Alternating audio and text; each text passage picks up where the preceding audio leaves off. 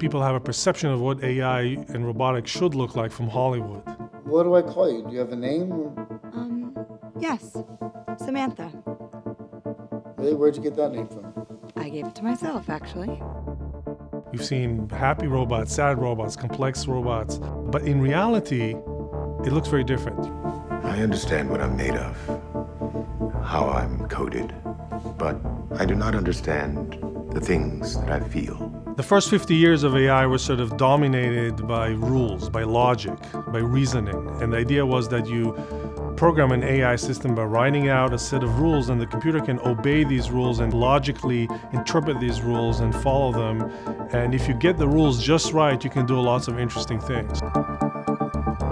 From the very first days when people created the first computers, they already started to think about how to create intelligent machines for cracking codes, for simulating physical phenomena, and so forth. The task they set it, to stack blocks, was on the face of it child's play. We had things like a machine that could first win a master-level checkers player in 1957. We had a machine that would beat the world champion in chess in 1997. But that was all rule-based AI. I would say the next big milestone started to happen when AI transitioned from rule-based systems to machine learning-based systems. With machine learning, all the intelligence actually comes through probabilistic analysis of data. And unlike rule-based systems, machine learning systems get better the more data they get. Telling the difference between a cat and a dog, we intuitively know to do that very well, but it's very difficult to articulate the rules. And it turns out it's the same thing for a computer. If you try to do that with rules, it doesn't work. But since 2012, that suddenly became possible. When you teach a computer, you give them examples of thousands of pictures of cats and thousands of pictures of dogs, they learn how to do it pretty well and even surpass humans. One of the first big high-profile game show milestones in AI is Watson winning Jeopardy! About a decade ago. Hello, 17,973, and a two-day total of 77,147. And just recently, AlphaGo winning the world championship in Go. AlphaGo has won again, 3 straight wins. 3 straight wins, has won the match in great style. So we're seeing this rapid acceleration, this exponential growth in AI as machines not only learn from exponentially growing data, but they're also growing by teaching each other. For example, when it comes to driverless cars, a human can have only one lifetime of experience of driving, but a driverless car can have many lifetimes of experience of driving because it can learn from all other cars. So in a strange way, the more driverless cars there are on the road, the better each one of them gets.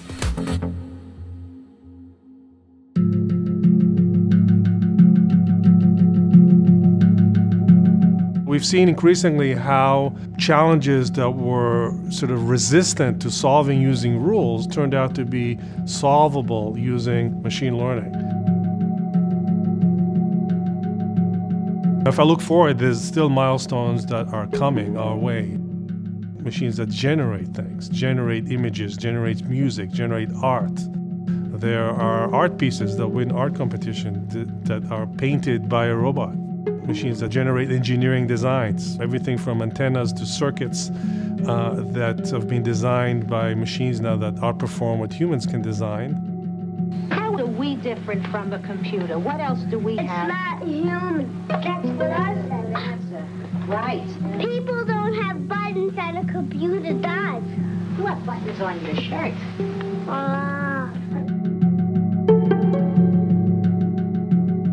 Will AI ever be sentient? To me, the answer is yes. And when the AI systems begin to take that incredible intelligent power and model themselves, they begin to have self-awareness, they begin to have feeling. It's not going to be one day your computer wakes up and is sentient. It's going to be a very gradual process. I want to be more like a human. It's the purpose I was designed for. People always ask, will robots reach human-level sentience? And the answer is that there's no reason to think human-level sentience is the ultimate sentience possible. Machines will keep learning, they'll get there, and they'll continue.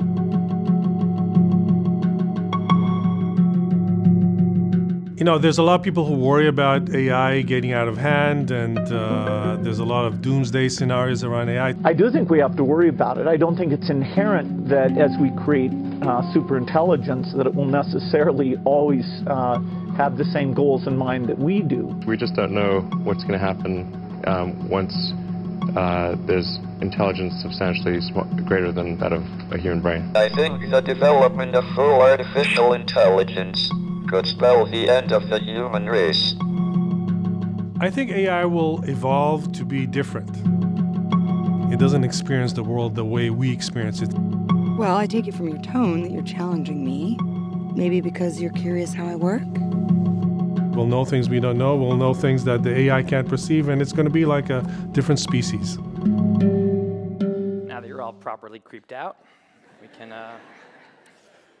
move on to our panelists. So the first one is the director of the AI Mind and Society Group at the University of Connecticut. Her AI research includes a 2-year project on post-biological intelligence with NASA. Please welcome Susan Schneider.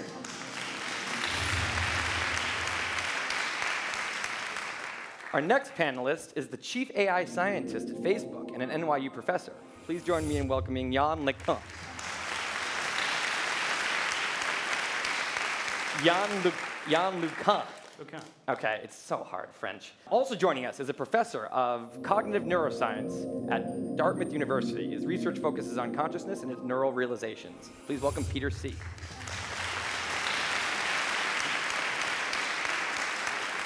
Finally, we have a professor doing physics and AI research at MIT, and he advocates for the positive use of technology as the president of the Future of Life Institute. Please welcome the ridiculously handsome Max Tegmark.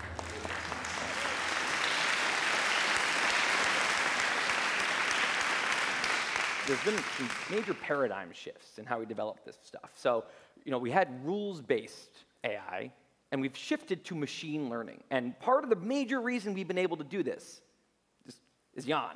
Yann literally is one of the people that made us able to do this. So, like, Yann, just what is rules-based AI versus machine learning, and like, how did you do that? Well, actually, the idea of machines that can learn is about as old as computers almost. Turing was talking about it in the 40s, and the first machines capable of learning were built in the 50s.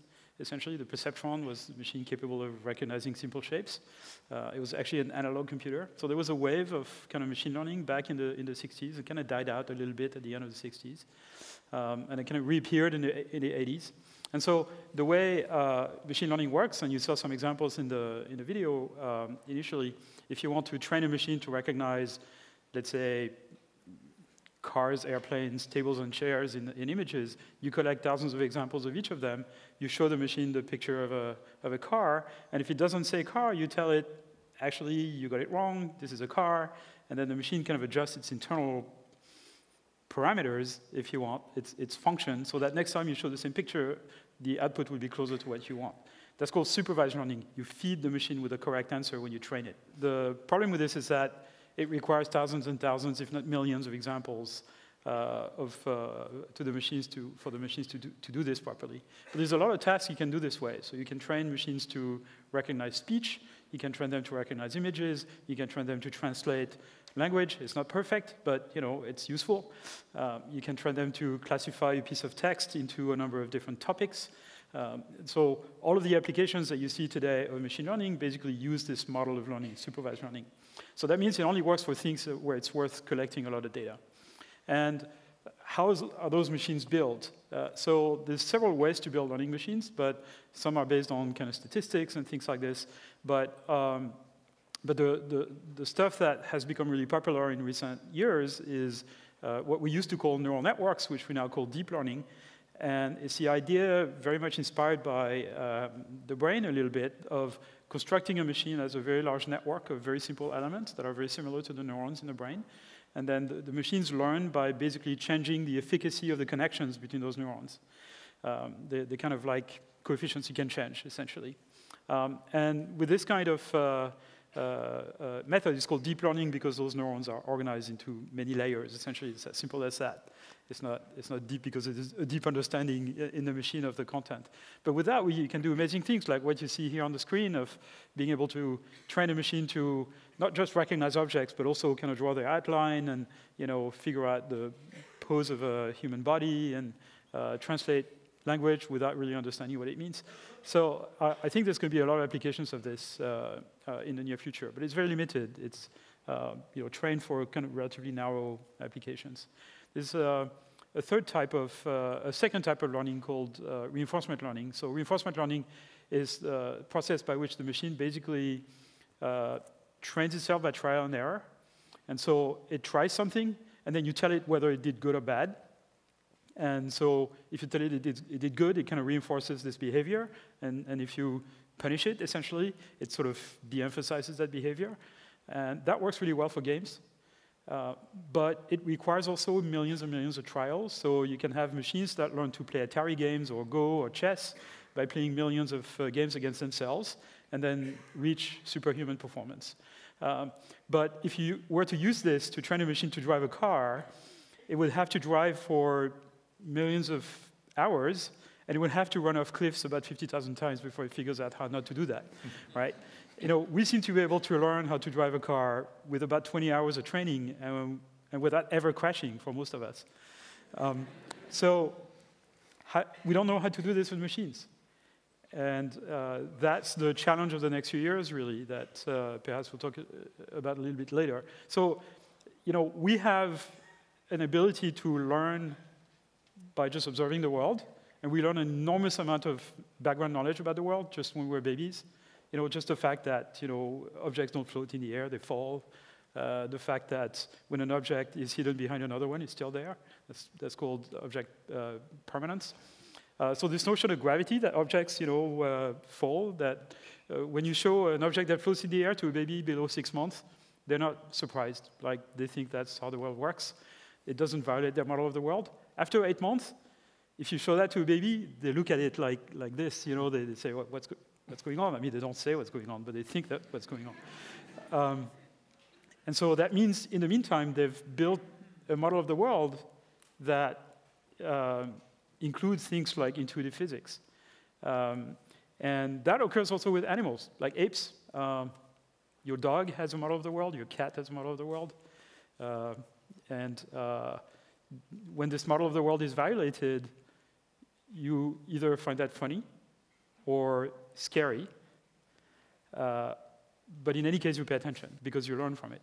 So here's a baby orangutan here being shown a magic trick.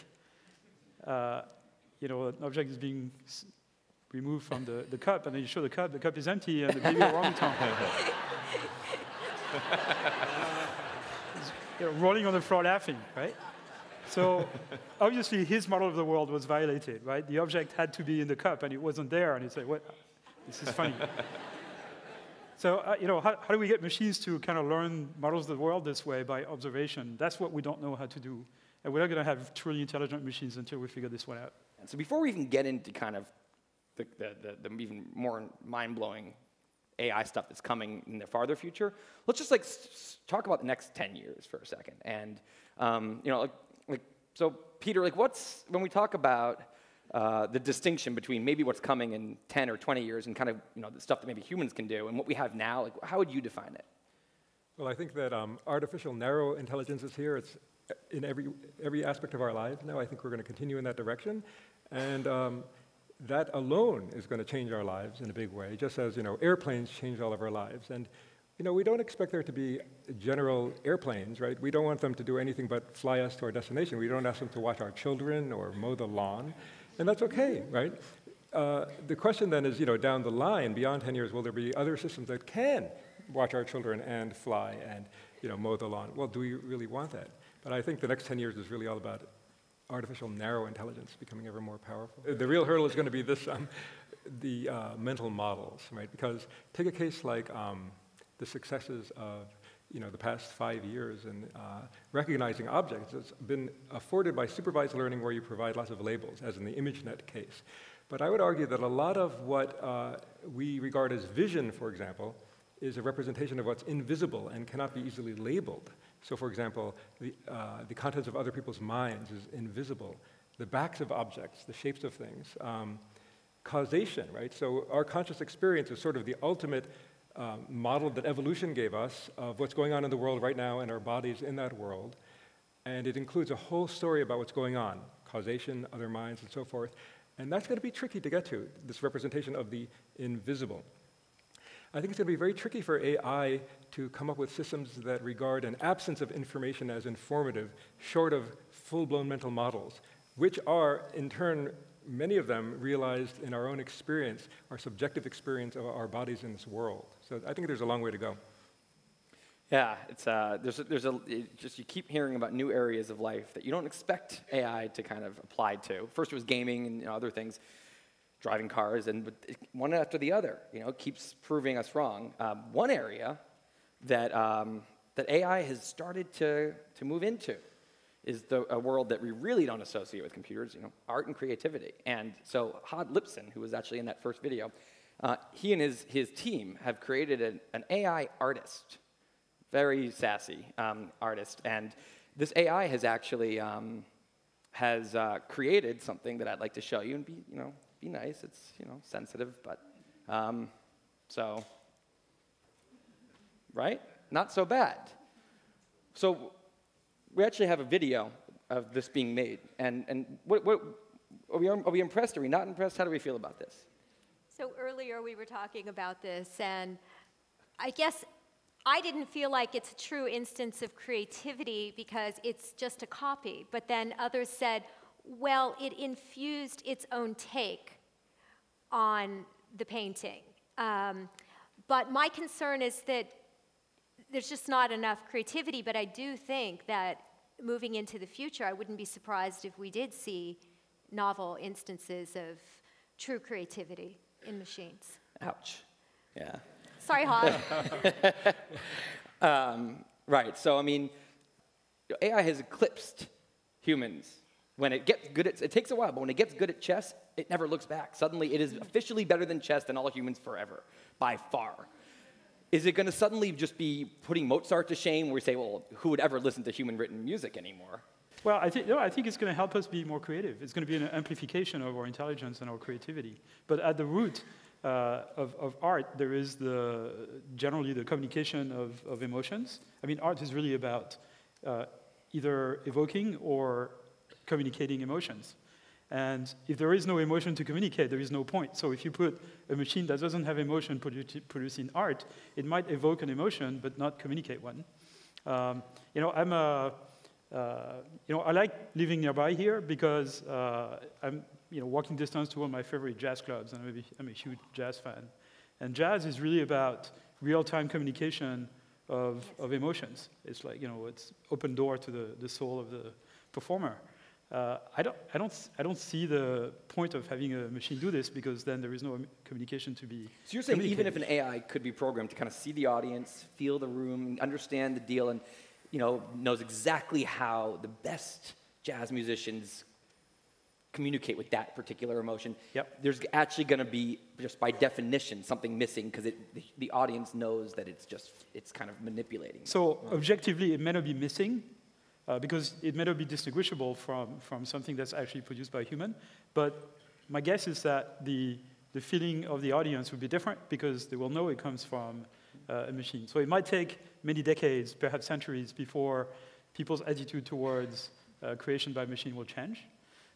But eventually, I've had this discussion with a famous economist, in fact, Nobel Prize-winning economist called Daniel Kahneman, who, I kind of made that point that, communication of emotion may take a while for machines. And he said, yeah, but, eventually they'll at least be able to simulate it well enough that we won't be able to tell the difference. And that's a very good point. Yeah. And I think we have to be... I cringe a little bit when someone asks, oh, is this real creativity? Because you were joking earlier about people often say, oh, that's not real intelligence as soon as a machine figures out how to do it, right? If you take the point of view that intelligence is all about information processing, and that creativity is also just a certain kind of very sophisticated information processing that we do with our brains, right? Then The question isn't if it's possible for machines to be creative, but simply, are we smart enough to actually make such machines? Will they happen eventually? And I have a lot of friends. I respect, who are very smart, who think that machines can never be creative or even as intelligent as us because they view intelligence and creativity as something mysterious that can only exist in biological organisms like us. But as a physicist, I consider that attitude carbon chauvinism. I think it's arrogant to say, that you can only be smart and creative if you're made of meat. I'm made of exactly the same kind of electrons and other elementary particles as the food I eat and as my laptop. It's all about how the patterns in which the particles are arranged, so it's ultimately all about information processing, the way I see it. Yeah, that makes sense. It's, in the end, it's just the elementary particles and, yeah. Can I return for a moment to the issue of creativity? Because I would argue that something like this is as if creativity, and it's not really yet the real thing. I'm not saying it's impossible. I mean, we are existence proofs that physical systems can be creative. But the kind of creativity I find to be most impressive is when people like Einstein completely reconfigure our understanding of something like space or gravity, poof, just in a totally new way, or take music and create a whole new form like jazz. Now, these convolutional neural networks as they currently exist need to be taught. So given lots of examples of Mozart and then can produce something like Mozart, but are they going to then create a new form? Now, I suspect the answer is no, that we're going to have to accomplish something more like deep unsupervised learning, which is what babies and children do. And part of that, I think, is going to be moving from the nouns of the mind, like labeling house, person, face, to the verbs of the mind. So very central to human cognition is mental operations. And if you look at some of the first instances of creativity in our species, they're really mind-blowing, right? So 30,000 years ago in a cave that is now near Ulm, Germany, somebody put a lion's head on a human body, which took an operation of downloading a lion's head, putting a human body, sticking them together, and then going and making it in the world. Now, more modern examples would be, lying in bed, maybe like Orville Wright did for 2 years, thinking about how to fly. And then he said, well, actually, we don't need to flap. We can just pull the whole thing forward with a big fan, and then going and building it and making an airplane, and thereby changing the world. So mental operations, this dynamic, almost syntactic operations that take place in our working memory is something that's very central to what we do and is at the heart of what of our kind of creativity. And that I think is very different from this sort of as-if creativity that results from supervised learning with thousands of examples. Like true originality. Yes. Yeah, it might be harder. Although maybe humans are also, we're wired to kind of fit in and copy what's done, and maybe it'll be released of the burden of the fear of kind of failure that sometimes hinders originality. So maybe once it gets there, it could be super original in some ways. But it's not there in every way, and we have such a good way to show you that AI is not there in all these different ways yet. In some ways, and it has to do with a movie called Sunspring, which was a screenplay. So there was an AI that was fed thousands of screenplays. And they said, now take all of that and write us a great screenplay. So the AI did its best, and they actually got human actors, and they acted out verbatim what the AI did. So I'll let you judge for yourself, but you can turn this on here. All right, you can't tell me that. Yeah, I was coming to that thing, because you're so pretty. I don't know. I don't know what you're talking about. That's right. So, what are you doing? I don't want to be honest with you. You don't have to be a doctor. I'm not sure. I don't know what you're talking about. I want to see you too. What do you mean? I'm sure you wouldn't even touch me. I don't know what you're talking about. Principle is completely constructed of the same time. It's all about you to be true. You didn't even watch the movie with the rest of the base. I don't know. I don't care. I know. It's a consequence. Whatever you need to know about the presence of the story. I'm a little bit of a boy on the floor. I don't know. I need you to explain to me What you say? What do you mean? Because I don't know what you're talking about. That? I was all the time. Would have been a good time.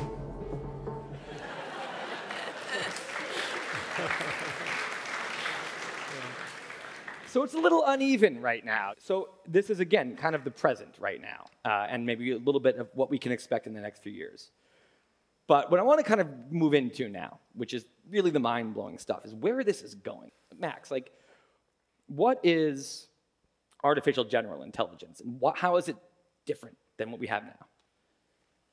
Yeah, if we can have this picture up here, I'll explain how I like to think about this. So I like to think about this question in terms of this abstract landscape of tasks, where the elevation represents how hard it is for AI to do each task at human level, and the sea level represents what AI can do today. The sea level is obviously rising, so there's a kind of global warming going on here in the task landscape. The obvious takeaway from this is that you should avoid careers right at the waterfront, of course, which will soon be disrupted by automation. But the much bigger question that you're going for here is, how high will the water end up rising?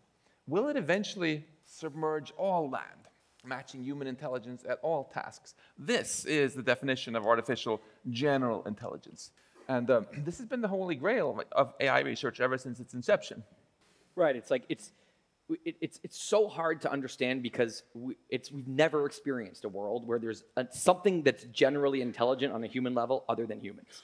It's going to be something different than humans that is also smart the way humans are. That is so mind-boggling that we can't apply our own experience and say, well, it might be something like that. It's going to be very hard for us to even imagine. I mean, and like, you know, Yann, you talk about that you almost refer to it as hypothetical at this point. Well, I mean, we don't have, not only don't we have the technology for this, we don't even have the science. So we don't know what principles intelligent machines at the level of human intelligence will be based on. Now, we like to think of ourselves as being generally intelligent, but we're not. We're actually very specialized as well. We're more general than, of course, all the machines that we have, but our brains are very specialized. There's only certain things we do well, and if there's anything that experiments like AlphaGo has proved in the recent years is that we totally suck at Go. Like, we're really bad at Go, right? I mean, a stupid machine can beat us, like, by a very, very large margin. So, we're not very good at exploring trees, for example, of options, because we don't have that much memory. There's a lot of tasks like this that, we're not very good at, planning a path from a city to another. An SR algorithm that runs on your GPS is much better at this than you are. So there are things like this that we're not particularly good at. We know how to do them somehow, but our brains are somewhat specialized. Now, the thing is, you're talking about a new species, AI being very different from human intelligence. It will be very different from human intelligence. And there is one, it's sort of a trap that is very easy to fall into, which is to assume that when machines will be intelligent, they will have all the side effects, if you want, all the characteristics of human intelligence. They will not. So, for example, there is the traditional Terminator scenario, right, that we've all heard about, of machines will become super intelligent, and then they will want to take over the world and kill us all, right? There's a lot of people who have been kind of claiming this is going to happen, and it's inevitable, and blah, blah, blah, or at least it's a definite danger. Now, the thing is, even in the human species, the desire to take over is not actually correlated with intelligence. That is true.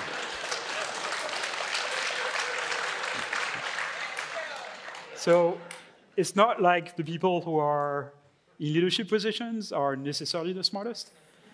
In fact, there is an evolutionary argument for the fact that it's if you are stupid that you want to be the chief, because if you're smart to survive on your own, you don't need to convince anybody to help you. But if you're stupid, you need everybody else to help you, feed you, essentially, right? So the desire to take over is not correlated with intelligence. It's correlated with testosterone, probably. So Tim, if I may just add a little bit to what I said, I completely agree with you, Yann, of course, that the Terminator stuff is silly and absolutely not something that we should worry about. But I think it's worth emphasizing a little bit more why, nonetheless, artificial general intelligence is such a big deal if we ever get there. Because first of all, it's important to remember that intelligence can give power, right? If you had artificial general intelligence and you are, for example, Google, you could replace your 40,000 engineers by 40,000 AIs that could work much faster and didn't have to take breaks. And before too long, you could be incredibly rich and powerful and start having a vast amount of real power, in the physical world. And in that sense, it gives great power. So it's not, and then you can ask the question, even if the AI doesn't, as in sci-fi movies itself, somehow break out and take over, do we want whatever humans happen to be controlling the first AGI, to unelected be able to sort of take power over the planet, or would we like this power to be shared sort of more broadly? That's one example of why it's such a big deal. And a second example of why AGI, I think, would be a huge deal is because even though I completely agree with you, Yann, that we humans are very dumb, and my teenage sons remind me of this very often, that I'm very dumb.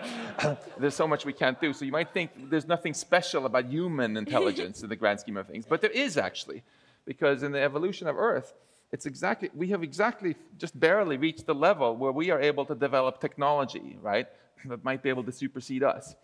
So if we have machines which can do everything we can, they will then perhaps also be able to be used to develop ever better machines, and still better. And that could enable AI to bootstrap itself to become not just a teeny bit smarter than us, but way smarter. That leads to this whole controversial discussion about an intelligence explosion, singularity, and so on. There's also very controversial. So those are the two reasons why I feel that AGI would be such a huge deal, even though I agree with what you said. So let's also bring in, I think it's like an elephant in the room, anytime you're talking about human level or beyond intelligent computers, consciousness. And this is one of all the different debates in AI that are hugely controversial, this is probably the most. You have people all over the place. And so, I mean, let's just first, let's just define consciousness so we can all be on the same page. Like, Susan, what is consciousness to you? Well, it's the felt quality of experience. So right now it feels like something from the inside to be you. And every moment of your waking life, and even when you're dreaming, you are experiencing the world. So consciousness needs to be distinguished from conscience. A lot of people run them together at first when they're first thinking about it. So to have a conscience is entirely different than having that felt quality. That's just what it is to be alert and alive. So, when you see the rich hues of a sunset, when you smell the aroma of your morning coffee, you're having conscious experience. Yeah. So I completely agree that consciousness is a subjective experience. It's nothing else than that. But it's very special in that it is a domain of highly precompiled representations over which mental operators can operate. And the key operator, I think, is attention, especially volitional attention. So you might have locked-in syndrome, and you could shift your volitional attention to the radio or the TV. So you would even then have a kind of volitional control within this domain of your consciousness. So consciousness is for something. It's for these planning areas to have a world. So in one sense, it's a sort of veridical hallucination, but it's not a hallucination because it's not saying what's not there, or it's saying what is there. And it allows us to act in this world. But that's only half of consciousness. The other half of consciousness is imagination. So, if I were to buzz you, probably about half of you right now are zoning out and thinking about this or that. But we spend about half of our lives in this imaginary virtual reality of our own creation. And in this domain, we have total freedom. We can do anything. And then we can go and build it in the world if we want. So consciousness is for something. And it takes quite a while to make it. So if the photons in the world hit your retina at time 0, your consciousness is not happening at time 0. There's a lot of processing that goes on in the first quarter to a third of a second. And then you experience a full-blown world that allows you then to act in the world. Yeah, I share the definition that you both gave of consciousness as subjective experience. when I drive down the street, I'm experiencing colors and sounds and vibrations and emotions, but does a self-driving car experience anything? You know, that's a question I think we honestly don't have a good scientific answer for yet, but I love how controversial this is. If you look up the word consciousness in the Macmillan Dictionary of Psychology from a few years back, it says, nothing of interest has ever been written on the subject. And even when I ask a lot of science colleagues, most of them say, oh, consciousness is just BS. And then when I ask them why, I notice that they fall into the two camps that disagree violently with each other about why it's BS. Half of them say it's BS because, of course, machines can't be conscious. You have to be made of meat to be conscious. And then the other half says, of course, this is BS because consciousness and intelligence are just the same thing. In other words, anything that acts as if it were conscious, you know, will be conscious. And just to be contrarian to most of my colleagues, I think the truth is probably somewhere in between. Because I know that most of the information processing in my brain I'm actually not conscious of. The heartbeat regulation and the vast majority of other things, actually, when I look up and be like, oh, there's Yann, you know, I have no idea how all that information processing happened. But what I'm aware of is just like the CEO part of my brain that gets emailed, you know, the end result of the computation. But I think this is, not only do I think it's not a BS question, I think people who have been saying for so long that it's a BS question have actually kind of been lame and just running away from a genuine science question. Because usually if you have a great science question that lingers for hundreds of years, it's because people just dismissed it rather than doing the hard work. And I think we need to do the hard work on this. If you're a physician in the emergency room and you have an unresponsive patient coming in, wouldn't it be great to have a consciousness detector that can tell you whether this person is in a coma and there's no one home, or whether they have locked-in syndrome? And like if you have a helper robot, wouldn't you want to know if it's conscious, so you should feel guilty about switching it off? Or whether it's just like a zombie, so you should feel creeped out when it's like pretending to be happy about what you said? I'd like to know before we build these things. So I think there's a lot of, it's probably, the question of consciousness is probably not posed properly in the sense that, you know, back in the 18th century or 17th century when, or even perhaps earlier, when scientists discovered that, you know, how the eye works and that the image on the retina forms upside down, they were baffled by the fact that we see right side up. How is it that we don't see upside down because the image in the back of our eye is upside down? It was a big mystery. And now that we know what information processing is all about, you know, we think this question makes absolutely no sense, right? The whole statement makes no sense. So I think there's things about consciousness that are of that nature. We're not asking the right question. But there's a lot of kind of, you know, contrarian opinions on this that, you know, I'd be happy to take, you know, at any moment, not totally seriously because I don't completely believe in them, but the fact, for example, that, you know, consciousness is an epiphenomenon of being intelligent. So any intelligent entity will have to be conscious because it will have to have some sort of model of itself. And that's, you know, according to some definition, that satisfies consciousness. There's another one that I like, which I sort of came up with. Maybe other people have come up with it as well, which is consciousness is actually a consequence of our brains being very limited. We can only focus our attention on one thing at a time. Mm-hmm. And therefore, and that's because our brain is limited hardware. We have our, you know, prefrontal cortex that has to focus on one task or one particular situation and cannot do multiple things at the same time. So we had to have a process in our brain that decides what to pay attention to and how to configure our frontal cortex to kind of solve the problem at hand.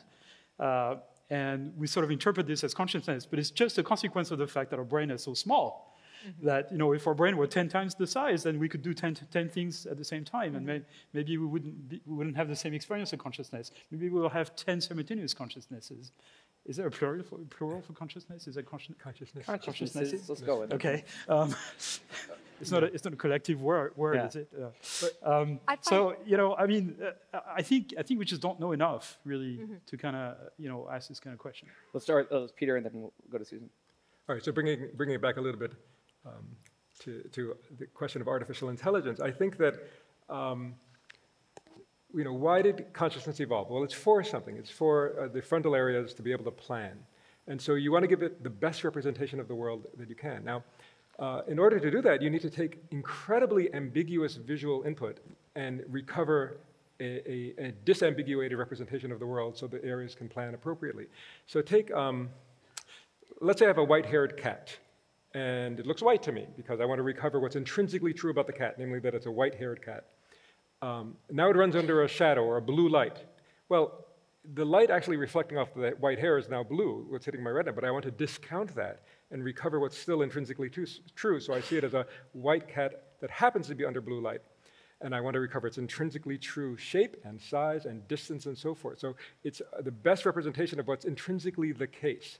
But again, what got built into this sort of quasi-hallucination is, in addition to that kind of story about the physical world, the stories like causation, which is invisible, right? That we go to any party, next time you're at a party, and have your confederate turn off the light switch, and you say, I can turn the lights off, and you go, boom, and then the person turns the lights off. Everybody's like, wow, how'd you do that? Because we are perceiving causation. We're also perceiving other minds. It's built into the construction. So my guess is that this is going to be very central to the creation, ultimately, of AGI, or general intelligence, because it's so central to the creation of our models of the world. I understand what it's like for you to feel pain because I feel pain, or for you to have a broken heart because I once did. And so this is very central. I don't see how a system that has never felt pain can understand what I mean when I'm talking about pain. Susan. That's interesting. So I guess my general comment here, to go back to Jann's point about how attention is closely related to consciousness, and we could have got lucky because we have limited capacity. So, we can only entertain maybe 7 variables in working memory at any given time. And we have trouble remembering phone numbers. So maybe consciousness is something we got that relates to our limited capacity systems. Now, if that's true, though, suppose we do create AGI, and shortly thereafter we create intelligent synthetic beings that are smarter than us in all sorts of ways. Why think they're conscious? Just because they look like, say, Hanson Robotics Sophia, they look human, does not mean that they'll be conscious. Think about it. Do they need to have these limited capacity systems?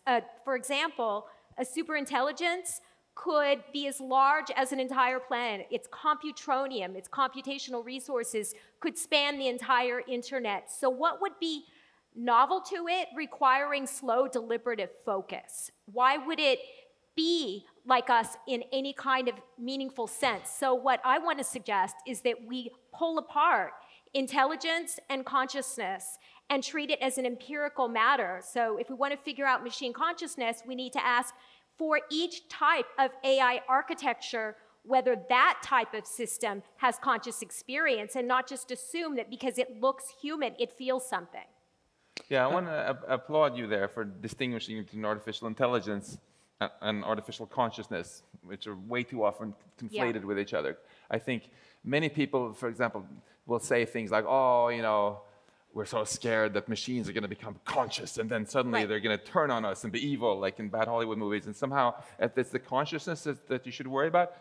That, I think, is a total red herring. Although I agree that consciousness is super important from a moral and ethical point of view. Yeah, of course. In terms of whether you should worry or not, you don't care about whether that heat-seeking missile chasing after you is conscious or not, or how it feels about this, right? You only care about what it does.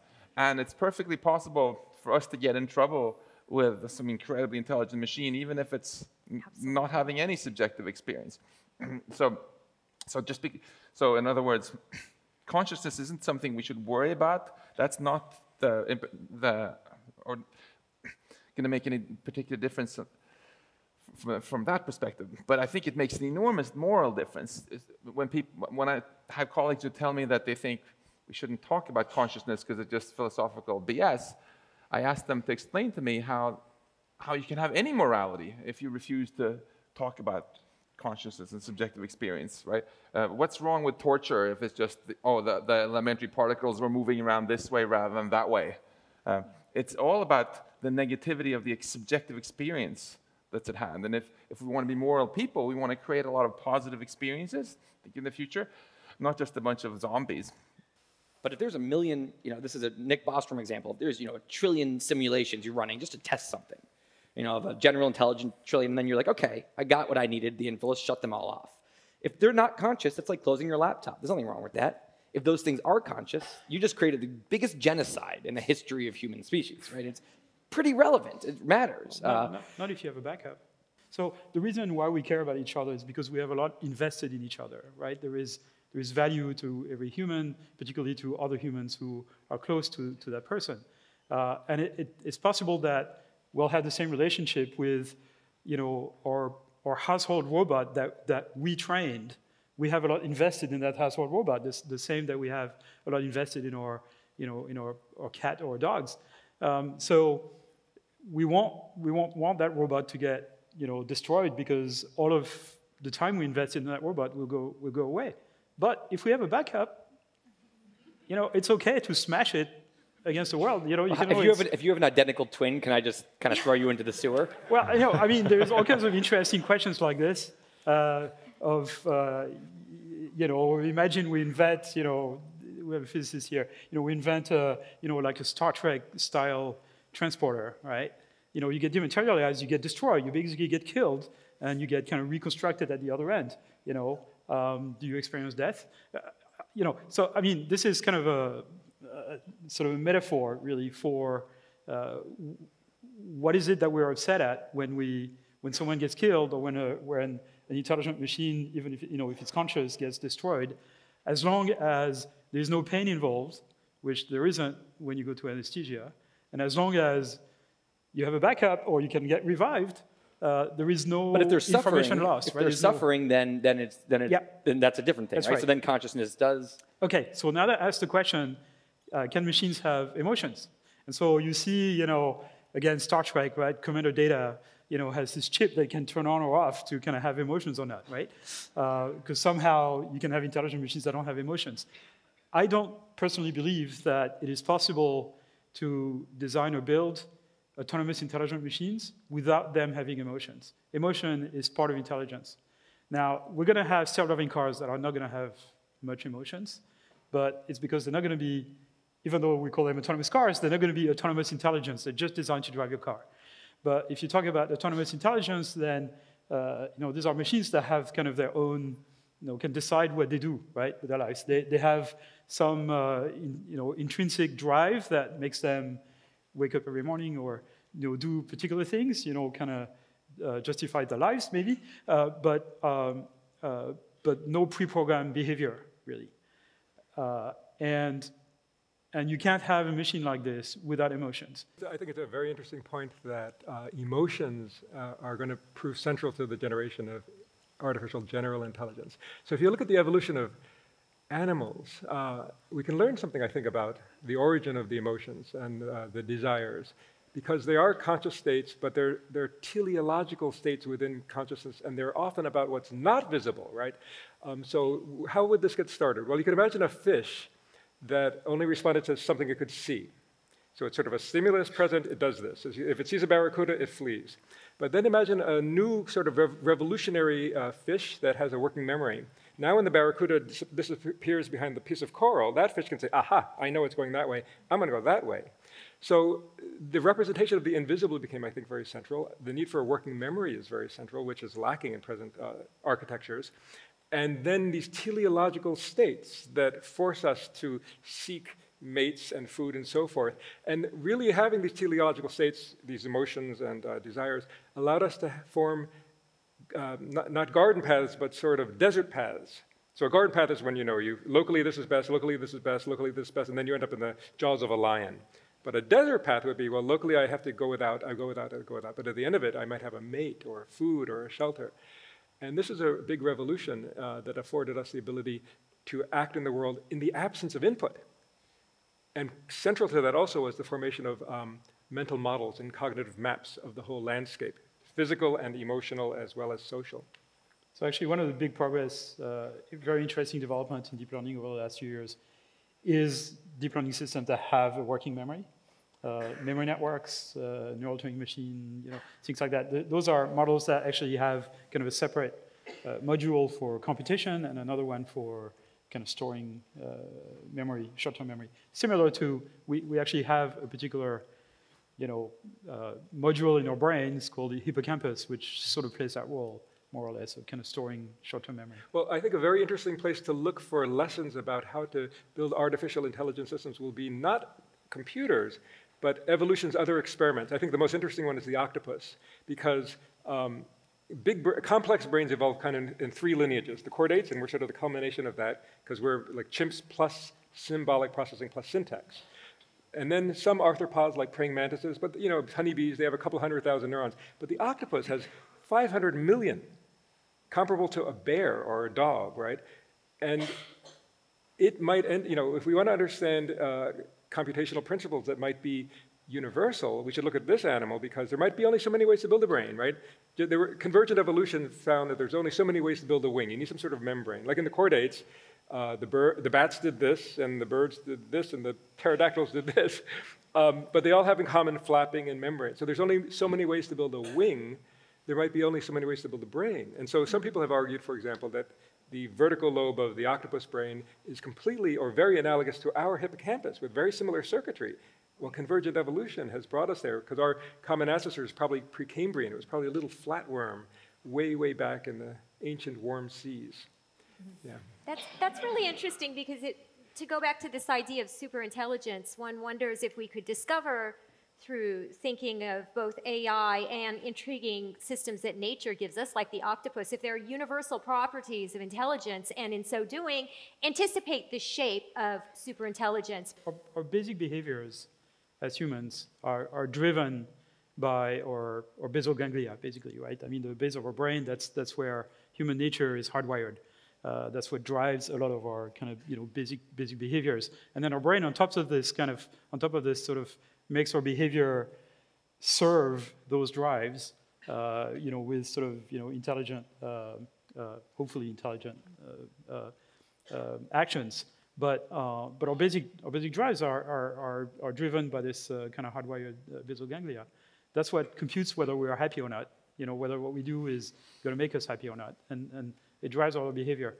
We need this for intelligent machines. So the fact that an intelligent machine will be autonomous will mean that it will have to have this kind of hardwired piece in its brain that drives its behavior. And the big question is, how you build it in such a way that those basic drives are aligned with human values, right? And it's going to be probably very difficult to kind of hardwire this by hand. We're going to be able to hardwire some very basic behavior to make sure that robots are safe. So for example, if you have a knife in your hand, don't flail it around if there are humans around. I mean, sort of very basic things like this. But there's probably thousands of rules like this that we can't really implement really easily. So what we're going to have to do is train those machines to, again, distinguish good from evil, kind of behave in society, and not injure people. Well, I hear that it's the people say it's the artificial superintelligence, which is kind of general intelligence once it's way better than we are.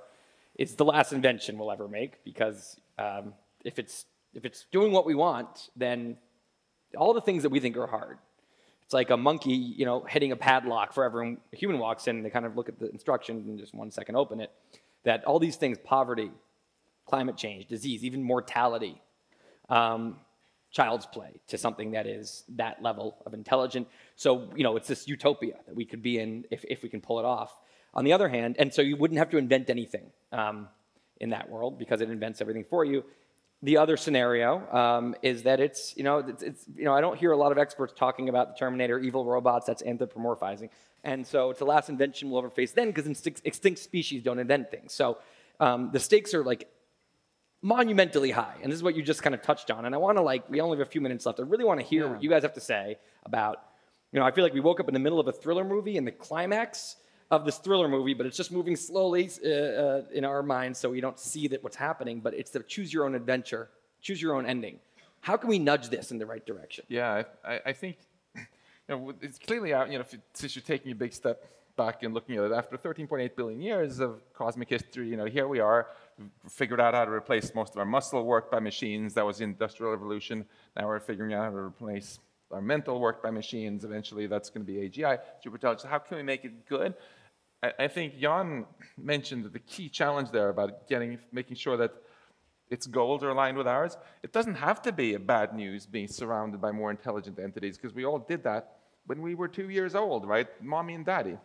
And it worked out for us because their goals were aligned with ours.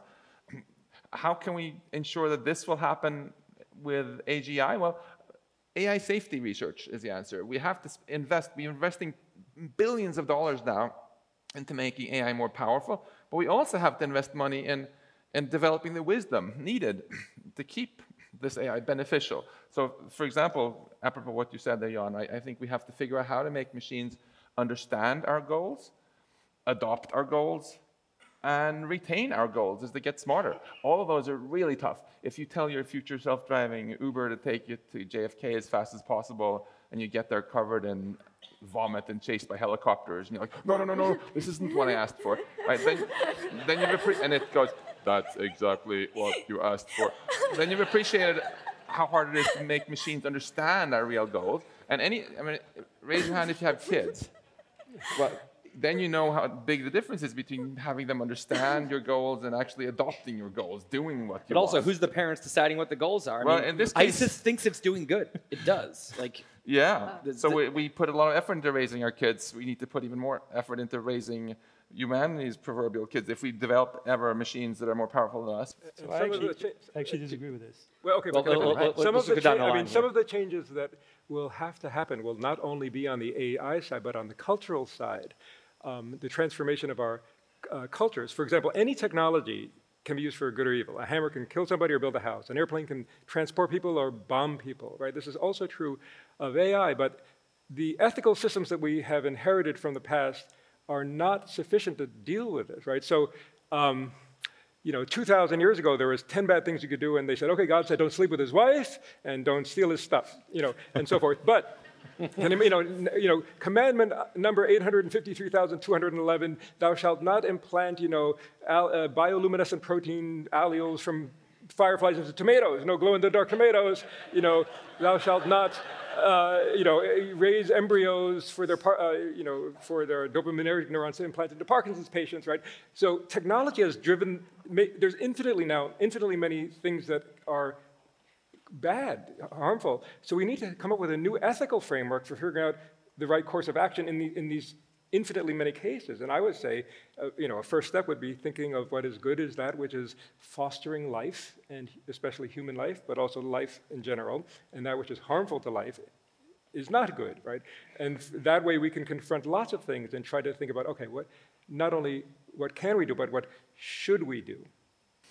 I think we're in a fortunate situation, actually, where pretty much everything you can do, which will increase the chances of superintelligence or AGI going well, that kind of safety research, actually has as its first baby step doing something which is already useful in the short term, like better cybersecurity research so we don't get hacked all the time, for example, right? And let's do those things better, because I think we're actually pathetically flippant with things like that now. And who's going to trust your AGI if it can get hacked? We're gonna get very non-powerful AGI before we get very powerful AGIs. Our first AGI will have the autonomy and the intelligence level of a rat, if that, okay? I consider it a major success of my career if by the end of my career, which is coming fast, we have a machine that has the same level of common sense as a rat. Or let's say a cat that's 700 million neurons. We don't have the technology for this already. We don't have the science for it. So once we figure out the design of an intelligent autonomous system, it will have the intelligence of a cat or a rat. It's not going to take over the world. And with this, we can experiment to figure out how do we build into it the fact that it should be, behave in society and not kill everybody around it, right? But let me just point out that, I'm sorry, go ahead. Oh, no. Go ahead. Okay, coming out of neuroscience, we just have really basic fundamental questions that we don't know the answer to yet. And science, as you know, is all about what we don't know. So we should just put this on the table. One of these is, what's the neural basis of consciousness? Another is, what is the neural code? So the kind of neural networks that Yann has created are rooted in a kind of view of the neural code involved in changing weights. But in recent years, some people have thought, okay, that's surely an important part of the puzzle. But maybe there's other parts of the puzzle, right? It's not simply about what's connected with what at what level of connectivity, and this is what underlies connectomics. Maybe there's something involved, rather than viewing the brain as a highway system of different connections, it's more like a train track system where there's constant sudden switches. You know, so this piece of track can be part of an epi-connectivity between Boston and San Diego, or an epi-connectivity between Boston and San Francisco, depending on these shunts. So maybe the neural code is actually a very dynamic neural code with these rapid synaptic weight changes, and that's one direction. And then more recently, some people have argued, I think, and if this turns out to be true, it will be revolutionary, that memories and information in general is not only stored in synaptic weights, but actually inside the cell. You know, and there's some really incredible work done by Tonegawa at MIT, or I think David Glansmith at UCLA, that I think has convincingly shown that synaptic weights might be the path to accessing the information, but the actual information might lie inside the cell. Like Glansmith says, it's patterns of methylation on DNA. Now that's really radical. He's kind of the only one saying that, but if it's true, it'll change everything. So we have so far to go in understanding the brain, and present AI is based upon a kind of metaphor of, you know, neural nets as understood in the brain 10, 20 years ago, but it's changing very fast in real brain science. And my guess is once we crack the neural code, it will be as momentous for our society as the cracking of the genetic code. All right, Susan. Very interesting. I want to hear it. We have a couple minutes left. Susan, how do we make it good in the future? Well, we could have an AI that becomes AGI and then rapidly evolves into superintelligence, and whether it be based on the neural code in the brain or on something highly not brain-like, it could very quickly change its own architecture. And then I wonder how we'll be able to stay abreast of it. I mean, we have to hit the ground running on AI safety. I wholeheartedly agree with Max. And I also wanted to add something which has not been discussed, which is I think as a society, we need to think about this idea of merging with AI. Elon Musk has recently suggested that in order for us to keep up with technological unemployment and to deal with the threat of superintelligence, we ourselves need to bring AI into the brain. And I think that as a culture, we need to start discussing that. AI will not be a world that looks like the Jetsons, where they're unenhanced humans surrounded by all this fancy robotic equipment. The AI will change us as well. So I just want to leave you with that thought. I like that thought. Yeah. Thank you. Thank you.